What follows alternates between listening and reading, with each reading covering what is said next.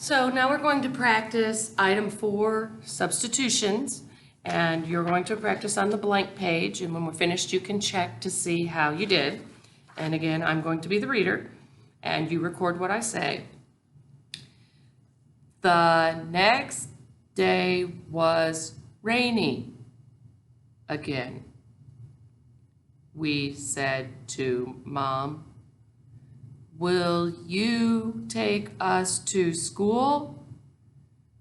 We don't want to go with Dad. He enjoys us." When we told Mom about the duck noises. Okay, now you can turn the page and see if you were able to record the 3 errors that I made and see how you did. And again, you can rewind and go back and try it again and check, or you can pause and before we move on to the next one.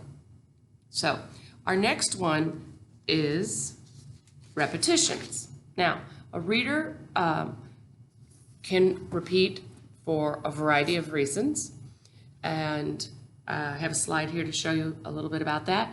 Repetition does not count as an error, so a reader can repeat all they want, and it won't count against them as far as their score of a running record. However, it does, there are some things that we want to pay attention to when it comes to a reader who's doing a lot of repeating.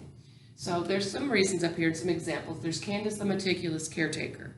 I've worked with readers who they are reading great, they make a mistake, and they have to go back to the very beginning of the page, start the whole page over to read it correctly.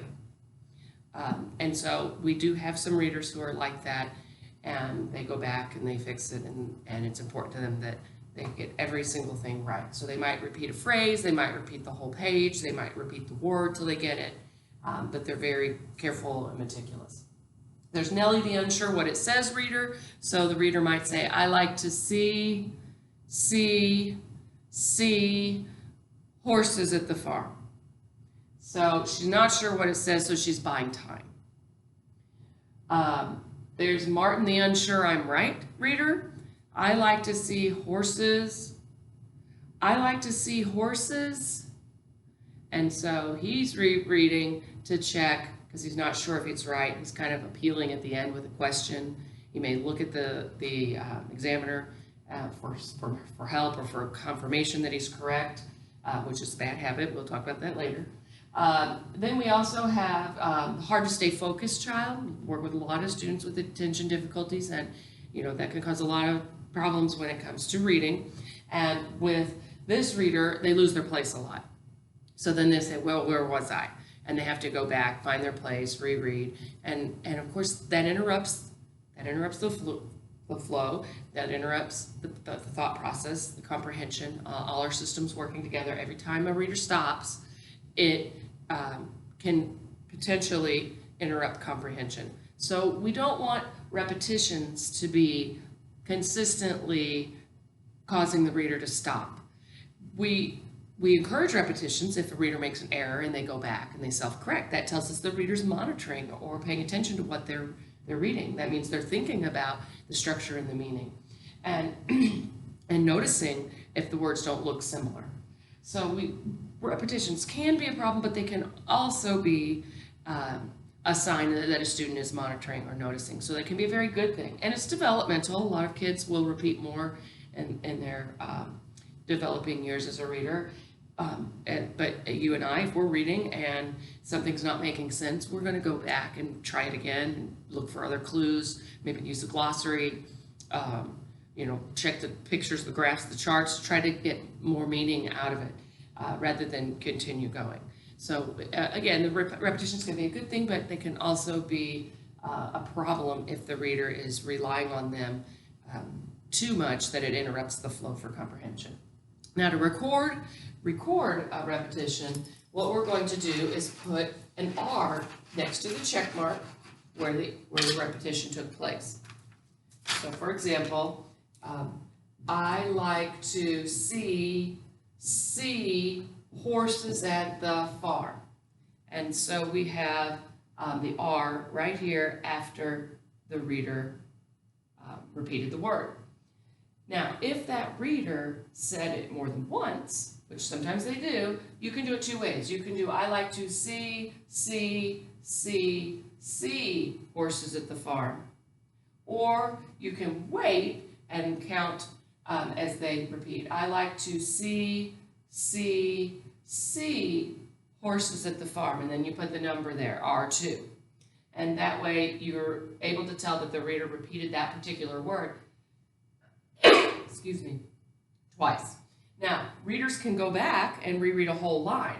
So let's say the reader said, I like to see horses at the farm. And then they said, I like to see horses at the farm. So there we have a repetition of the whole line.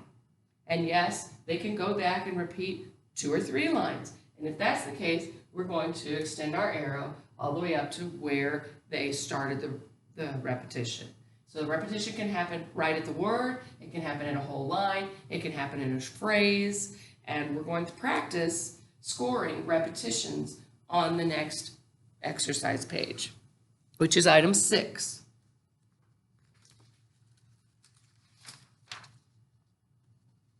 And I'm a nice reader, so I'm only going to make the errors that we're practicing at this time. So we'll put them all together here in a little bit.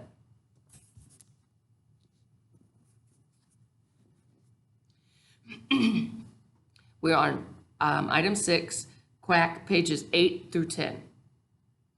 What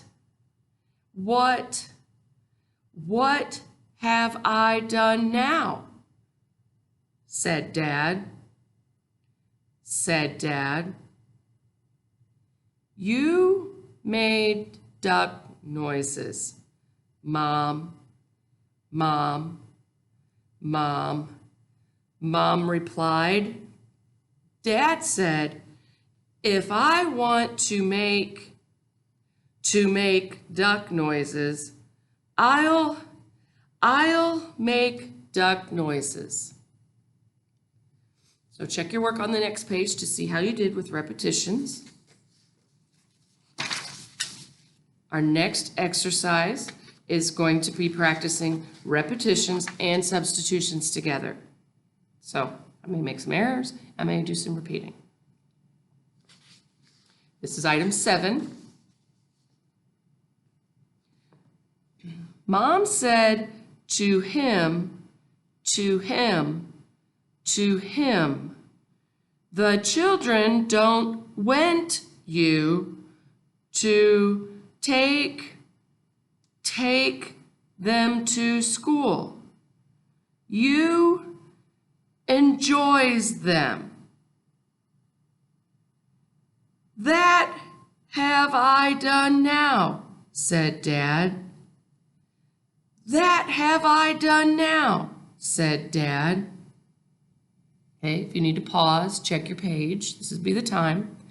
And you can see on the answer page that the recorder has repeated, the reader repeated some phrases, and the recorder put the line back, R2.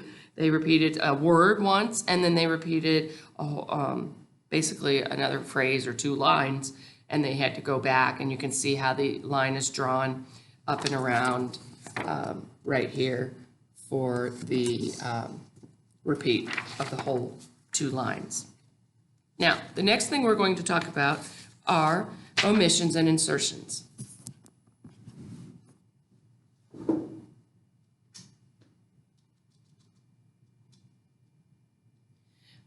An omission is when a reader leaves a word out, and readers do this. Sometimes we do this. We're fluent readers, and we don't necessarily say every word correctly and say every word as we're reading. So, that is sometimes something that, as fluent readers, that we do. We teach the practice to skip it and go on for some of our students, and that's building context and trying to teach them to try using the meaning. But if the reader skips it and doesn't come back, and it could possibly affect their meaning. And I've worked with readers who they have a habit, they just skip it and go on, but they never come back. And then they hope you don't notice and they turn the page. And so that's not what we want our readers to be doing. That's not monitoring. And actually, it may have been monitoring because they noticed they got it wrong, so they were slyly trying to flip the page and you not notice. But they weren't monitoring enough to know, I need to go back and try something different. And so the way we record this, just like up here, the student in the text, if the reader doesn't say something, we put a dash that there's nothing to record. They left the word out. And then whatever the text says, we put on the bottom. So if the reader says, I like to see at the farm, and they skip horses, I like to see, they don't say horses, at the farm, then the reader omitted horses, so we put a dash there. That's as simple as it is. Okay? Now, an omission can also be because they're not confident enough to try a word. It can be because they just don't have the skills. They don't know where to break the word. They don't know how to approach the word. They've never seen it before. Sometimes when readers are moving into more developing readers, we start seeing longer words with inflectional endings, the ing, s, ed, and we start seeing parts of words added to words, and so the word looks longer, and some readers, automatically struggling readers, go, ooh, that's a long word, I don't know it. And so that's why we teach the skill of looking through the word, finding a part they know, look at the first part, look at the next part, use, say the ending, find the ending, and add it to what you know. And so we have kids that will just kind of omit things, but we also can omit. They're not always a problem. And again, the problem is when they do not, they interrupt comprehension. So most of these errors become problems when comprehension is going to be suffering because of not saying the word. Now, the student, there's one error for each time the student omits a word. Same thing with an insertion. An insertion just means they added a word. Maybe the reader said, I like to see big horses at the farm. Well, the word big is not in the text, so I'm going to put a dash underneath because there is no text. And we're going to go with our rule of thumb, what student says on top, text on the bottom. And so an insertion is adding a word. Now, does it change the meaning to say, I like to see big horses at the farm? Or sometimes maybe the reader said, he worked hard all the day long instead of all day long. And so sometimes we add words here and there as we read because of our language structures, and they're not always a problem, but they do count as an error. One error for an insertion, one error for an omission. So we're going to practice item 9, omissions and insertions, pages 12 through 14, quack, and I will only omit and insert words for you for this practice page. Quick! Let's lock all the doors. We ran through the house, locking all of the doors. Dad couldn't get in. He stood in his wet towel. Let me in. Now you probably want to pause and go back and check because sometimes people miss or aren't quite sure on this exercise because there were so many words that were left out and you needed more time to get it written down. So you can go back and check that.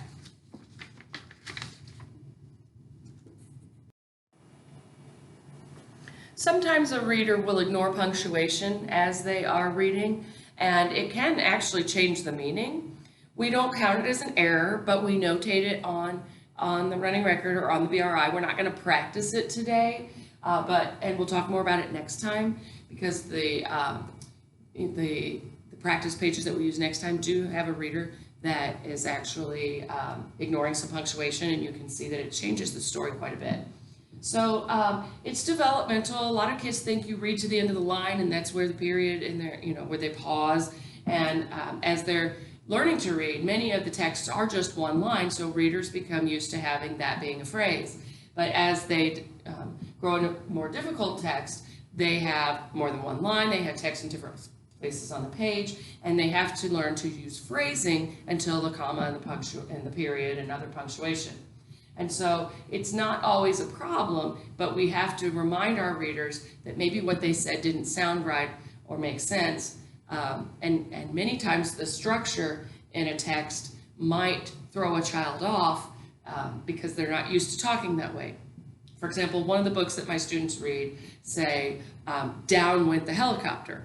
Well, when you talk, we say the helicopter went down. We don't start our sentence with down went the helicopter or home we go. That was another line. And the reader had a hard time because they've never used the phrase home we go. They read the words home we go, but they looked at me puzzled. They look at me puzzled and they want to know, well, what does that mean? That doesn't make sense. And so I'll reread the structure, I'll reread it with the proper phrasing, and then they'll say, oh, okay. So when you're listening to when you're listening to a reader and they get hung up on a part, if you're not doing the running record, because during the running record we don't do any teaching, we just do the recording. And we tell them to keep going if they get stuck on a word or try something. That's only hints that we can give them.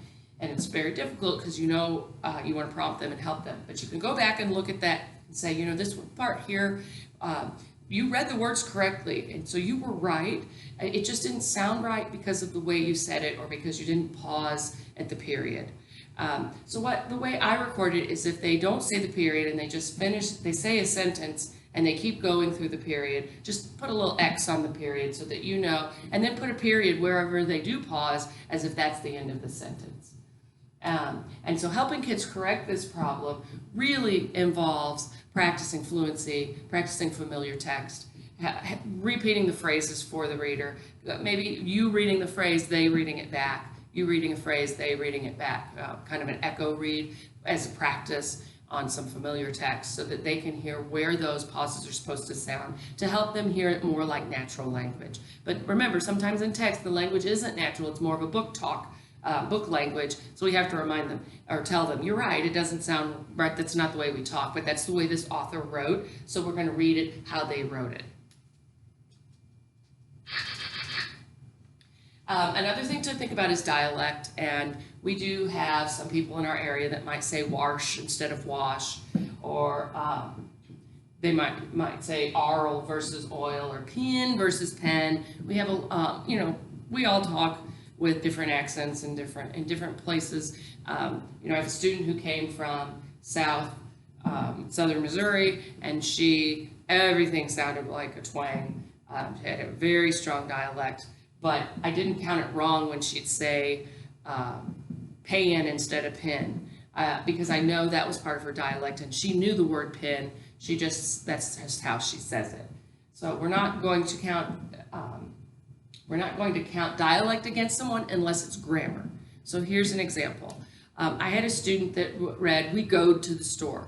And that could be argued that in her family, that's how they talk. And so that's their dialect. However, I draw the line when it comes to grammar. We're not going to say we go to the store. We are going to use correct grammar because our job as teachers is to teach the English language correctly to our students. So if it's wash for wash, that's one thing, but if it's goed for went, we're not going to call that dialect. We're just going to call that poor language model, and we're going to count that as an error, and then we're going to work with that student. It probably won't help to say, you said go to the store, did that sound right? Because if that's how they talk in their house, it did sound right. So I might tell that reader that, we have to use book talk at school, and this is how it would sound in a book. And this is school talk. And so rather than telling them, don't do this, we're just going to tell them how it should sound. And then we can also point to the word and say, look how the beginning of this word looks. Let's try it again and get our mouth ready to say the first sound. We went to the store instead of the goat. So it didn't look right either. The reader wasn't looking either. They were strictly just using the structure. So dialect we are not going to count as errors unless it's affecting grammar. Okay, so we're going to practice doing self-corrections, and let me see if there's at the same time. Yes, we're just going to practice self-corrections, and I'm going to show you here how that's going to look. So let's say the reader said, I like to see houses at the farm, and then the reader realized, if that helps or not, the reader realized that the text said horses, so they went back and said, I like to see horses at the farm. So the reader repeated, but when they repeated, they self-corrected up here. Or let's say the reader said, I like to see houses at the farm. Well, let's say the reader said, I like to see houses, horses, and they correct it right there at the spot of the error. In that case, you're going to put the SC right by the error. But if they go back and repeat and self-correct, then you're going to put the self-correction at the top, on the top of the line. And as they're rereading, if they make any other errors or any other corrections or repetitions, you can put that on the top line, because then you know that's where the reader reread. Now, sometimes they'll go back again and again, so you'll have additional, because they're wanting to put that all together, you may have an additional repetition with the rereading of it all. So we're going to practice the self-corrections, and that is going to be item 11, and it says quack, quack, quack, pages 4 and 5.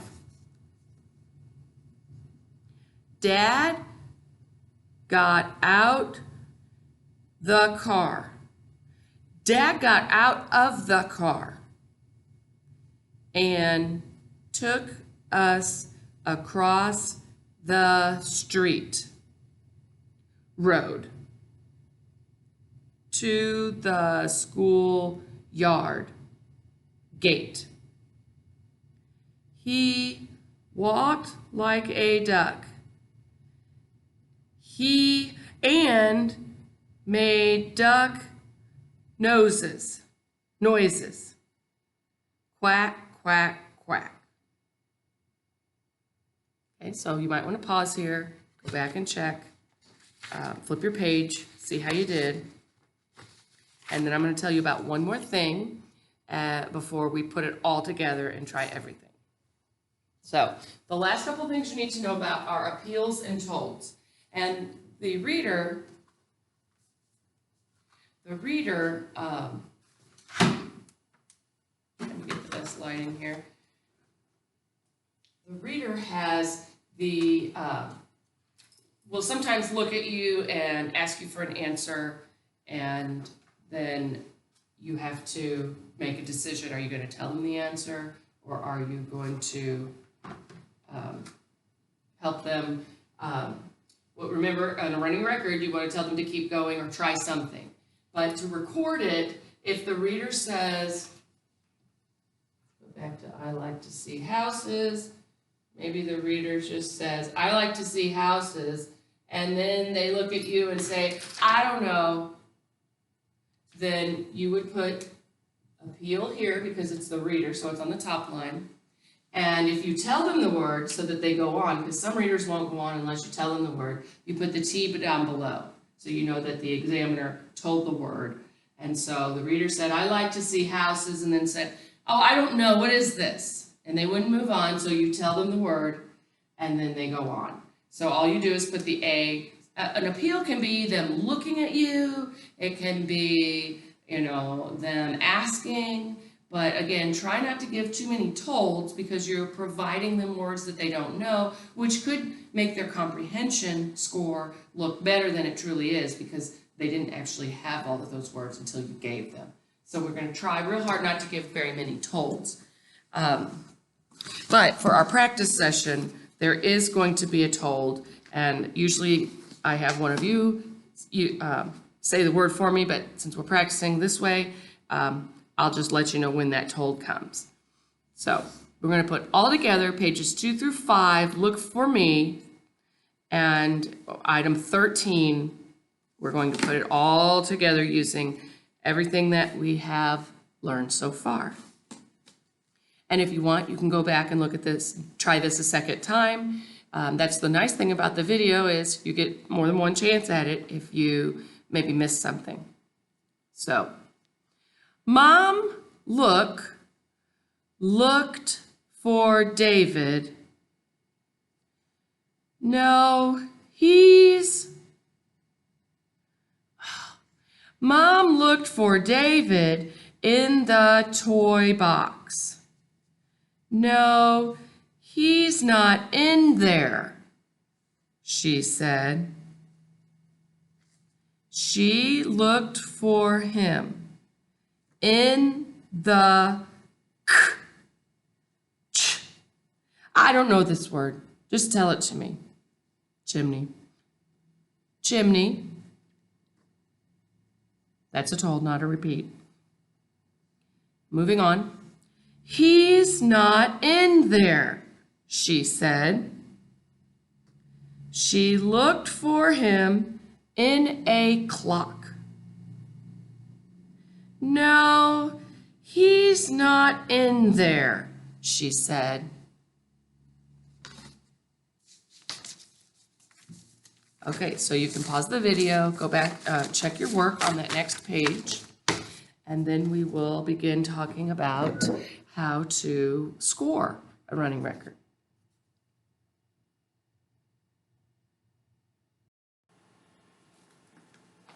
All right, so now we're going to be looking at some next steps of taking the running record. The running record practice is the longest part is actually learning how to do the recording, which we've done now, and you, I'm sure, did great with. So now we're going to talk about how do we score the running record. And I have a form for you to practice with, for us to work on together. It's 2 pages. It says reading record. It looks like this, and on it says come for a swim.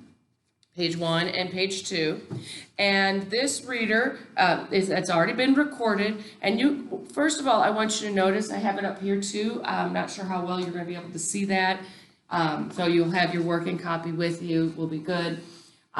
If you look, you will see that the examiner put the page number out to the side. You can do that if you want. It won't be necessary with the BRI because again, you'll have that. You'll have those scoring sheets with the words on them, and they're only 100-word passages, so that's actually pretty helpful for you.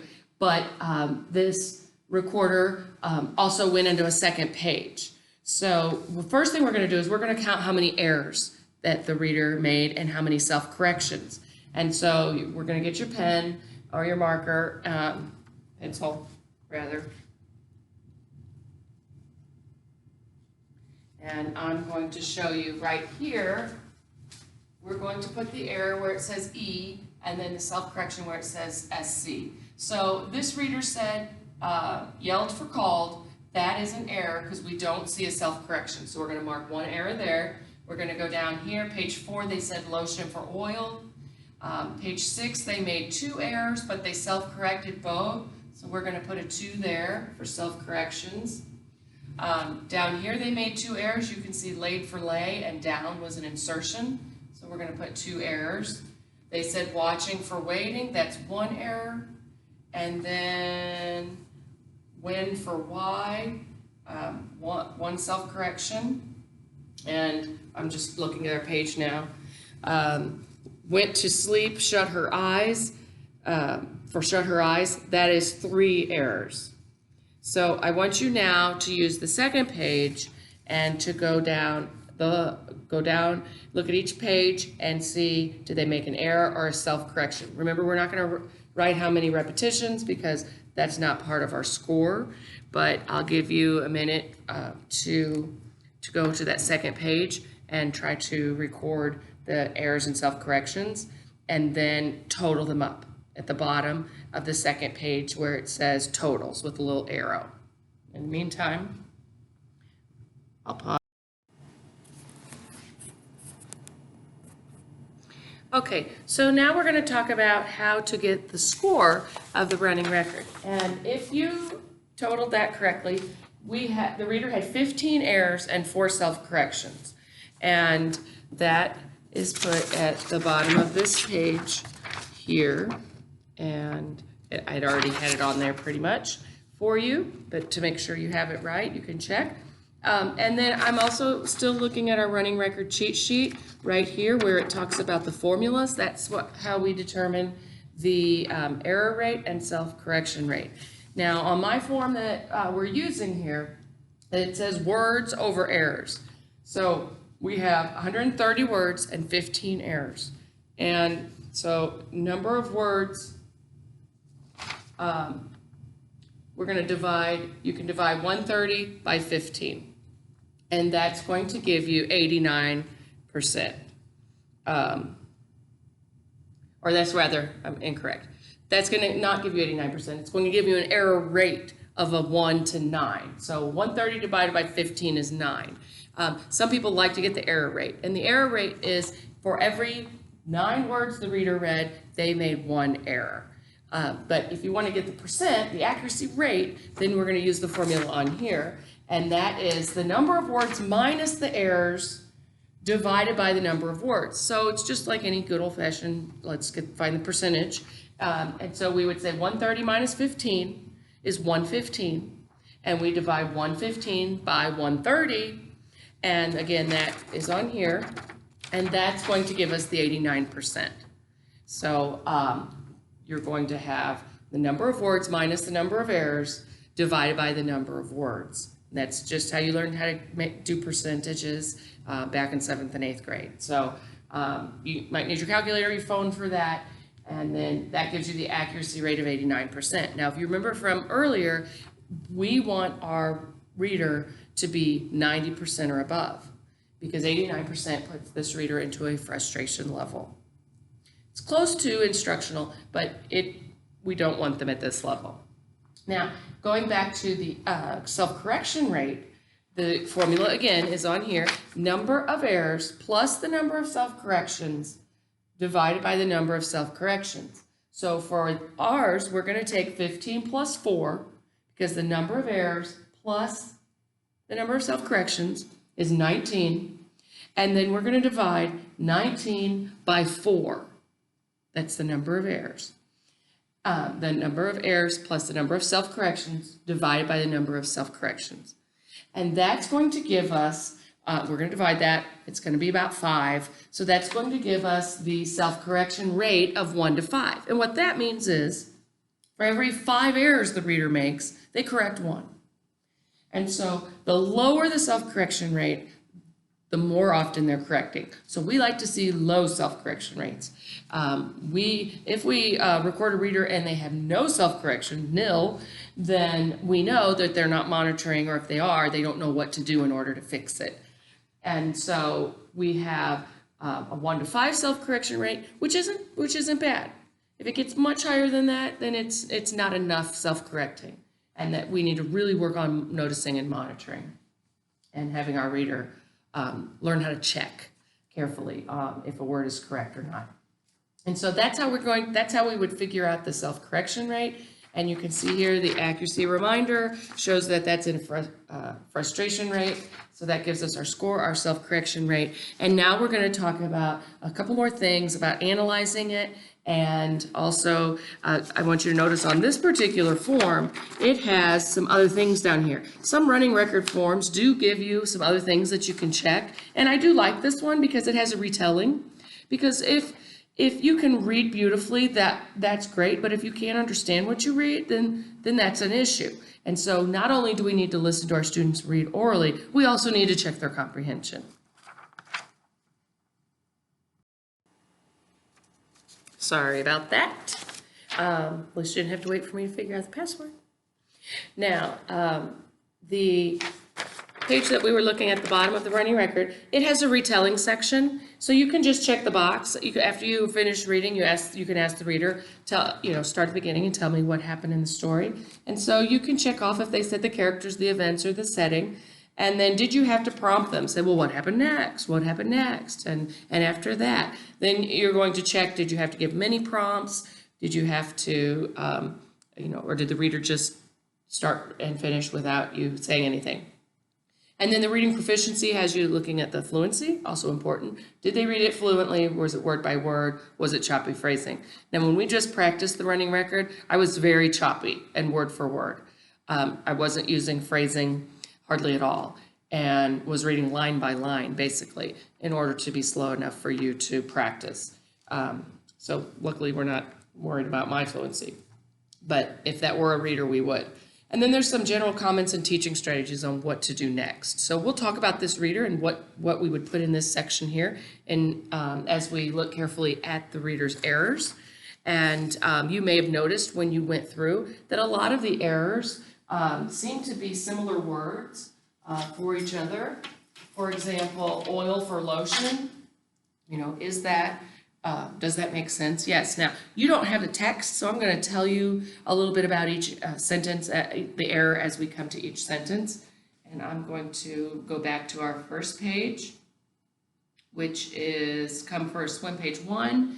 And our first error is yelled for called. I'm back on this page, page 1 of Come for a Swim. And yelled for called. So the text says something like, come in for a swim, the children called. And the reader said, the children yelled. So let's talk about that word, yelled for called. Does it visually look similar? Well, the middle and the end do look similar. So we can say that it would visually look similar. So let me move this down and we can mark on it. To show you how we'll record that. So, yelled for called. Meaning, does it mean the same thing? Does yelled for called mean the same thing? Yes. So we can put a check mark here. And can the structure still work? Yelled, called, yeah, that sounds okay. And then if you agree, then you can put a check mark here for the visual, because yelled and called do look similar in the middle and at the end. They don't have to be identical at the beginning. A lot of words have some similarities.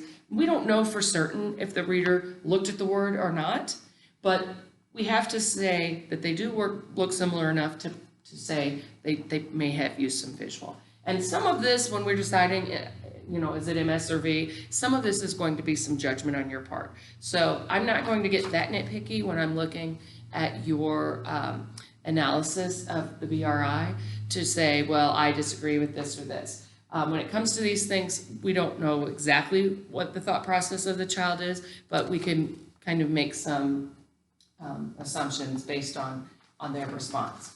The next error is lotion for oil, and it said, and she put on, it was, mom was, they're swimming, and mom puts on some suntan oil.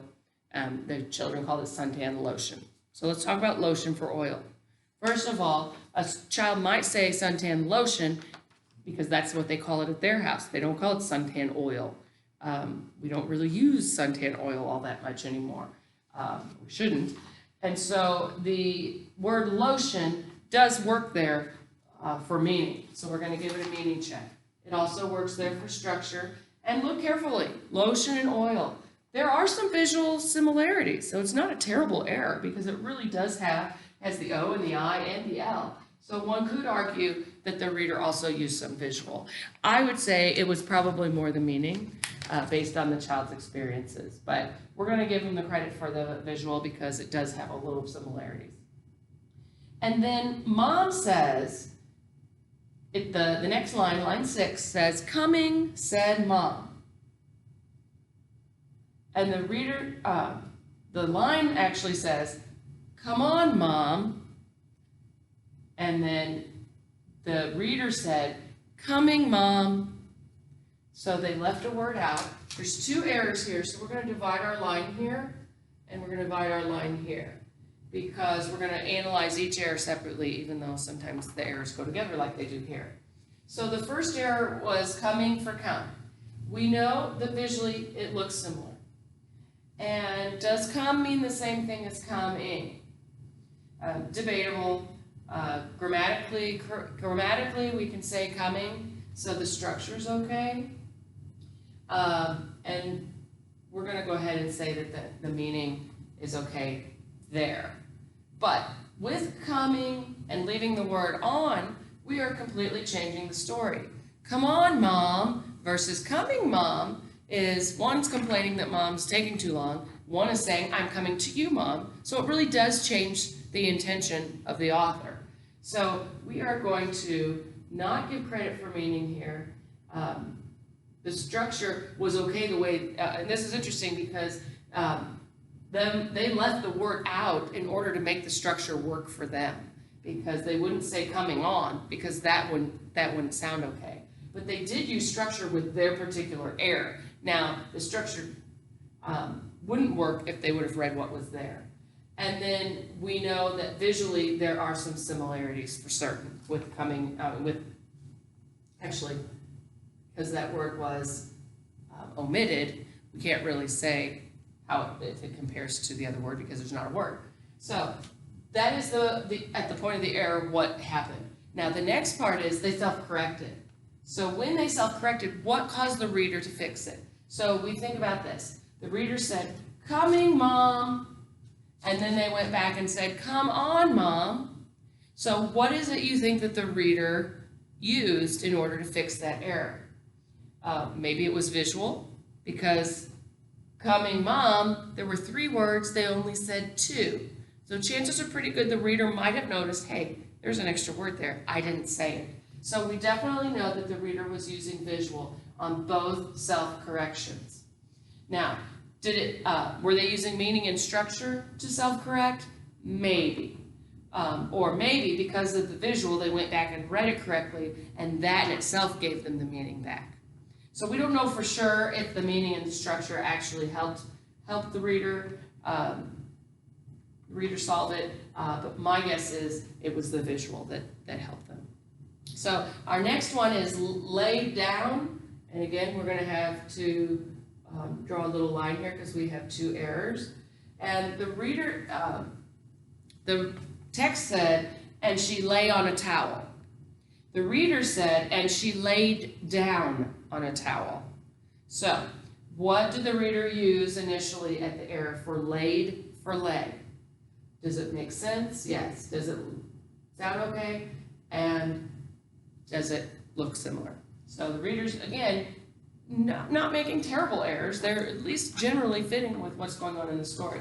Now the omission, we can't really, we know that they use the meaning and the structure in order to make laid work for their language structure. And so that is how we will score that particular error. And then we have watching for waiting. And watching for waiting, the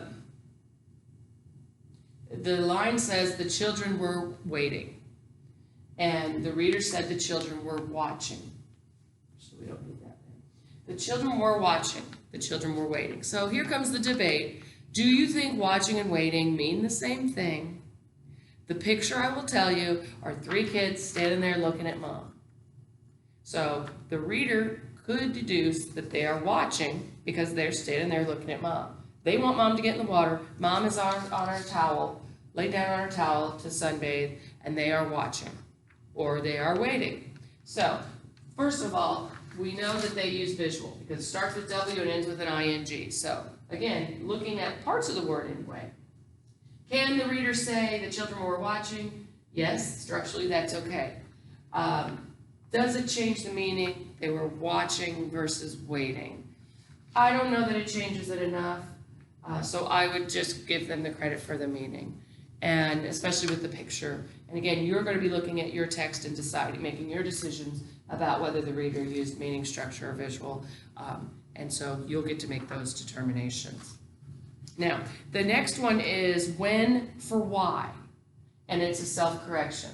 And the text said, why don't you come in the water, or something like that. And the reader said, when don't you come in the water? So initially, when for why looks similar. We can start a sentence with when, so the structure's okay, but does the meaning work? When don't you come in the water? That's not going to work. That's not proper meaning. That's not, the meaning's not going to work. Doesn't make sense. Doesn't even, it's nonsense. So one could argue that the structure's wrong, and the structure is wrong when you put it all together, but up to the point of the error, grammatically, we can say when. So that's the line there. There's a few more errors on this page. I'm for I am, and I'm not going to write it up here. I'm going to let you do it on your page. But I'm for I am. The contractions do count as an error, but only one.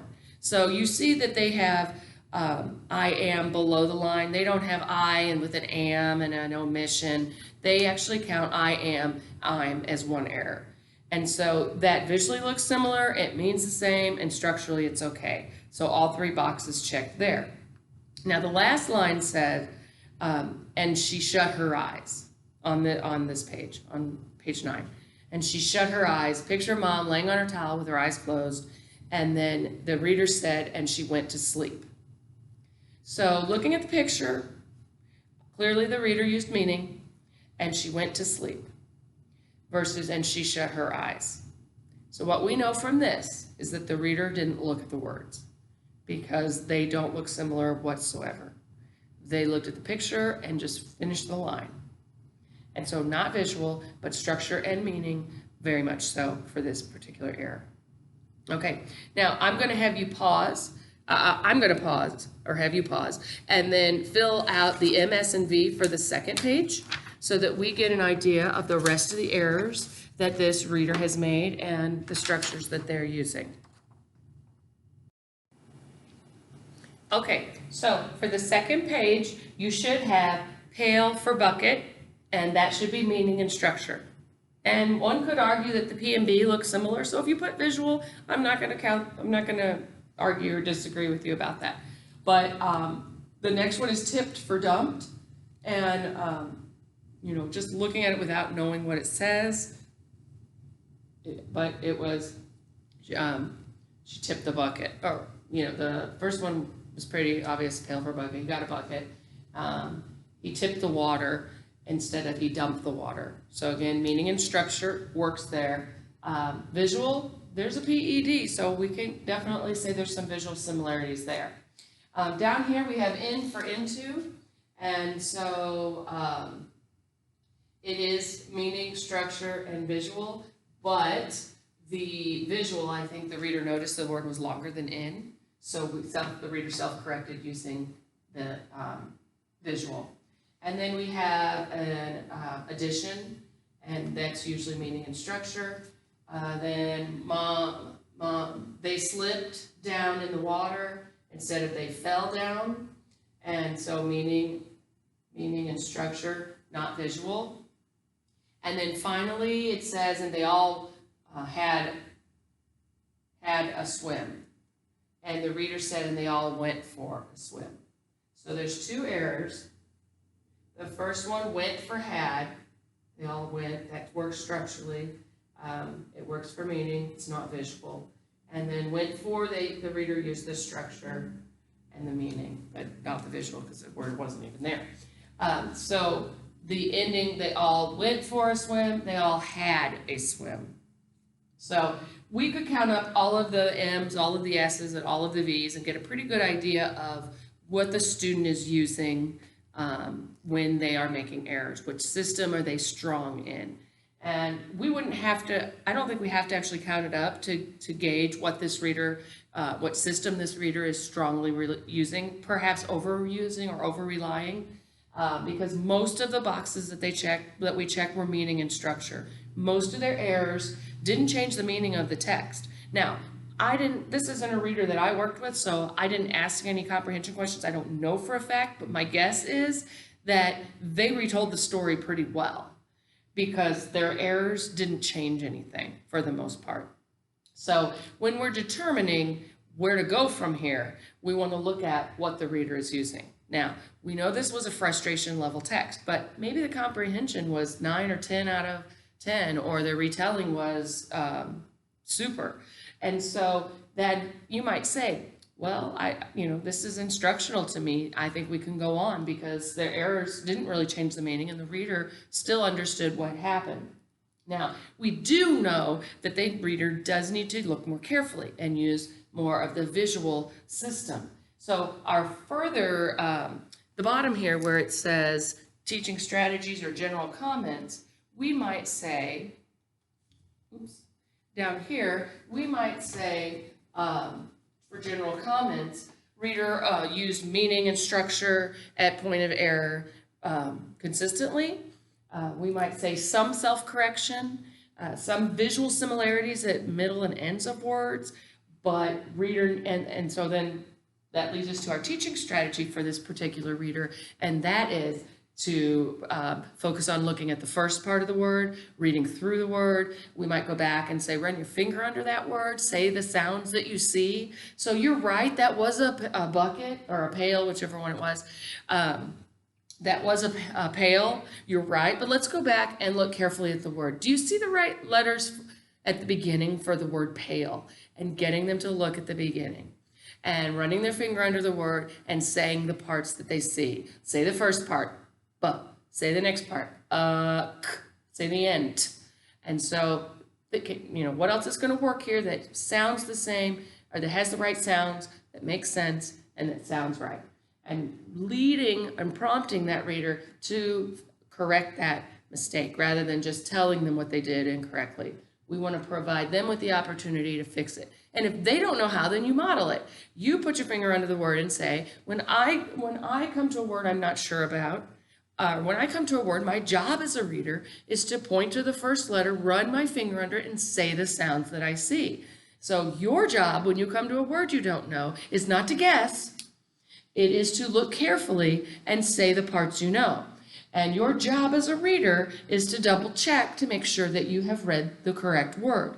And while, sometimes you are going to get words wrong, and if they make sense, that is something that is a good thing, but your job is also to make sure that they look right. So really focusing in on the words. I might, for